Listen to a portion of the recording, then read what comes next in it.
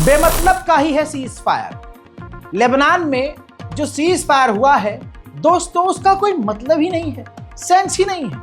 अरे जब cease fire हो गया, उसके बावजूद अगर लगातार इजराइल बमबारी कर रहा है, सेना पर गोलीबारी कर रहा है, आम लोगों को उनके घरों पर, मतलब घर पर अभी भी बमबारी कर रहा है, आम लोग आ ही नहीं पा रहे अपने इलाकों में, तो इस सीज फायर का एक फायदा बता दो। आपको पता है, लीजिए रिपोर्ट देखिए। रिपोर्ट यह है कि लेबनान की गवर्नमेंट ने कहा है कि इजराइल लगातार वॉयलेशन कर रहा है सीज फायर का, और ताज़ा तरीन हमले में उसने 2 सिविलियन को मार दिया। अब एक और अपडेट देखिए, दूसरी तरफ ही लेबनान की सिक्योरिटी एजेंसी ने कहा है कि उनका लेबनानी सिक्योरिटी का एक बंदा मारा गया है, यानी लेबनान का ऑफिशियल मिलिट्री का कोई बंदा भी इजराइल के हमलों में मारा गया है। इजराइल अभी भी गोलीबारी कर रहा है, अभी भी बमबारी कर रहा है। अब आप सोचिए, इजराइल इस लेवल पर हमला कर रहा है कि ये लेबनीज गवर्नमेंट का ऑफिशियल नौसेना का एक जनरल था, सीनियर नौजवान, इजराइल ने बमबारी करके इनको ही मार दिया। अब बताइए, आप बताइए कि क्या फायदा है इस सीज फायर का। वहीं लेबनान की आर्मी जहां जहां तैनात हो रही है, वहीं इजराइल ने लेबनान की फौज पर ही बमबारी की है। यह इजराइल का सीज फायर है। अब लेबनान क्या करे? यह उकसाने वाला काम है। तुम सुअर की नस्ल हो, तुम एक वादे पे टिकते नहीं, अपने मुंह से जो तुम कहते हो मुंह नहीं हो गए गधे की, तुमसे हो ही नहीं रहा है। बोल कुछ और रहे हो कुछ और रहा है, लिख कुछ और रहे हो, बता कुछ और रहे हो। अब ऐसे में हिजबुल्लाह ने 3 rocket, warning rocket fire shot किए हैं, वार्निंग देते हुए, और जो कि इजराइल ने रोक लिए। भले ही रोक लिए, लेकिन इसके बाद वही इजराइल उकसा रहा था। इजराइल ने इसके बाद कहा है कि हम इसका बदला लेंगे। अरे सुअर, अभी फिर क्या कर रहा है भाई किधरों से तू? भाई हफ्ते भर से सीज फायर का ऐलान किया हुआ है तूने, और बमबारी करे जा रहा है। उधर से रॉकेट आ गए तो फौरन लुप हो गई। अब जब लेबनान की तरफ से रॉकेट आए तो इजराइल ने फिर से बमबारी की, 2 लोग फिर मारे गए लेबनान में। कुल मिला के बमबारी, ये सीज फायर हुआ ही नहीं है। न बमबारी रुक रही है, न सीज फायर कंप्लीट किया जा रहा है। इजराइल दे दनादन बमबारी कर रहा है और गोलीबारी कर रहा है।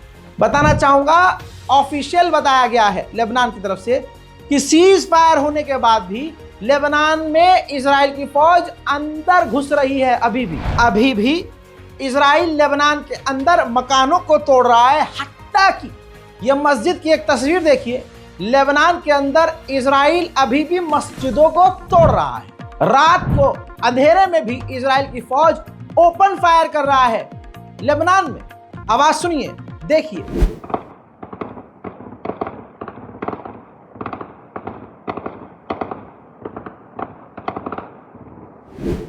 उधर अमेरिकी मिलिट्री जनरल ने तस्वीरों में देखिए मुलाकात की है लेबनान आकर लेबनान के प्रधानमंत्री से, और ऑफिशियल जितने भी लेबनान के सीनियर कमांडर हेड हैं उनसे भी मुलाकात की है। लेकिन कहने वाली बात यह है कि अमेरिका तक इजराइल को रोक नहीं पा रहा है। अमेरिकी अधिकारी लेबनान में बैठे हैं, लेबनान पर फिर भी बमबारी इजराइल कर रहा है। आइए अब मैं फिलिस्तीन ले चलूं, वेस्ट बैंक में। वेस्ट बैंक में फिलिस्तीन के इलाके में इजराइल की सेना ने 4 फिलिस्तीनियों को कत्ल कर दिया वहीं, और कत्ल करने के बाद बैग में डालकर, नीले बैग में डालकर वहीं फेंक दिया। उधर इजराइल की सेना और इजराइल के यहूदी सेटलर्स फिलिस्तीन की जमीन पर आकर अपना वो पूजा वूजा जो भी वो करते हैं अपने धर्म के हिसाब से वो कर रहे हैं। यहीं से तो सीख रहे हैं अंधभक्त। यहाँ पर इस मस्जिद के नीचे मंदिर है, उस मस्जिद के नीचे मंदिर है, हमारा फलाना मंदिर था, इसको तोड़ के यहाँ पर ये बना दिया गया। इसीलिए मस्जिदों के आगे जाके नाचते हैं, इनको पता होता है यहाँ पर हमारा। खैर क्या कहना, देखिए ये यहूदी हैं वेस्ट बैंक में। इजराइल की सेना और जनता फिलिस्तीन के ज़मीन वेस्ट बैंक में जाकर पूजा वूजा जो भी उनका होता है कर रहे हैं। देखिए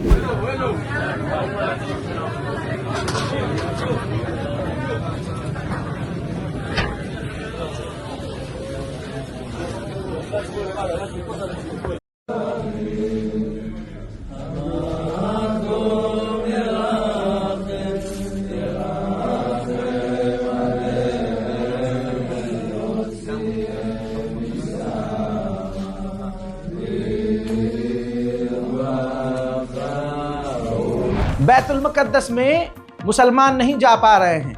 इसी तरह से बैतुल मुक़द्दस में भी यहूदियों का कब्जा हो चुका है और यहूदी जनता वहां जाकर अपना जो भी उनका स्पिरिचुअल चीजें होती है वो कर रहे हैं। देखिए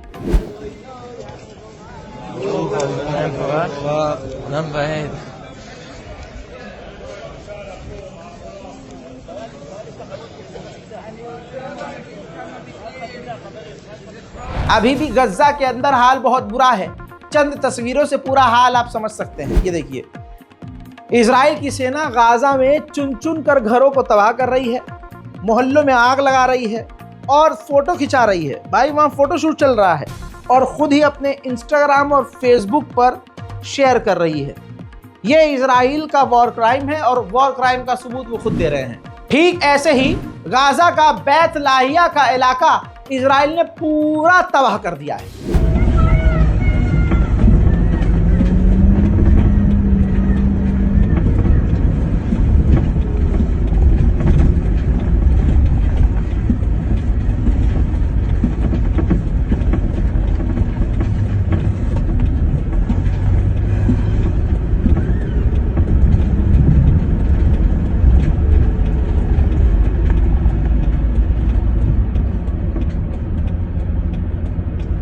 वहीं इजराइल ने ये देखिए जबलिया में खतरनाक बमबारी की है, बहुत खतरनाक, जिसमें पूरा का पूरा परिवार शहीद हो गया है। वहीं मेरे दोस्तों इसको जरूर शेयर कीजिएगा। ये आंकड़े देखिए, 192 पत्रकार इजराइल ने मार डाले हैं, शहीद कर दिए हैं, जिसमें आप देखेंगे कम उम्र के नौजवान पत्रकार और बहुत सीनियर लेवल के पत्रकार, बुजुर्ग पत्रकार, महिला पत्रकार, सबको 192 पत्रकारों को इजराइल ने कत्ल कर दिया है गाजा में। कमाल अदवान हॉस्पिटल के डायरेक्टर ने कहा है कि अभी भी 200 फिलिस्तीनियों की लाश मलबों में दबी हुई है।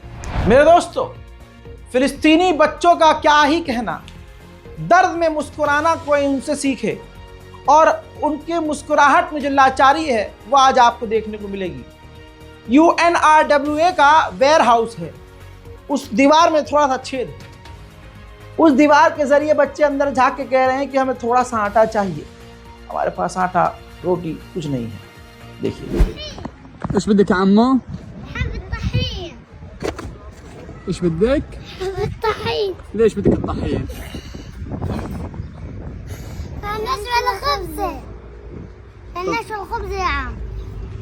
طبعا يا جماعة الخير الأطفال طبعا بطلعوا من فتحة تابعة للمخازن الوكالة. طبعا المخازن الآن فارغة من الطحين، فالأطفال كل ما بشوفوا حدا بستنجدوا إنه بدهم كيس طحين، ولكن للأسف إحنا اليوم الجو वहीं पूरा का पूरा, ये देखिए पूरा परिवार, जिसके परिवार में 3 लोग हैं, 4 लोग, इजराइल बमबारी करके पूरी नस्ल का ही सफाया कर रहा है। वहीं मैंने कल आपको बताया था कि इंडोनेशियन हॉस्पिटल पर भी इजराइल गोलीबारी कर रहा है। आइए मेरे साथ ये वीडियो देखिए। इंडोनेशियन हॉस्पिटल का पावर सप्लाई जनरेटर इजराइल की सेना ने पहले उस पर गोलीबारी की और उस जनरेटर को जलाकर बेकार कर दिया है।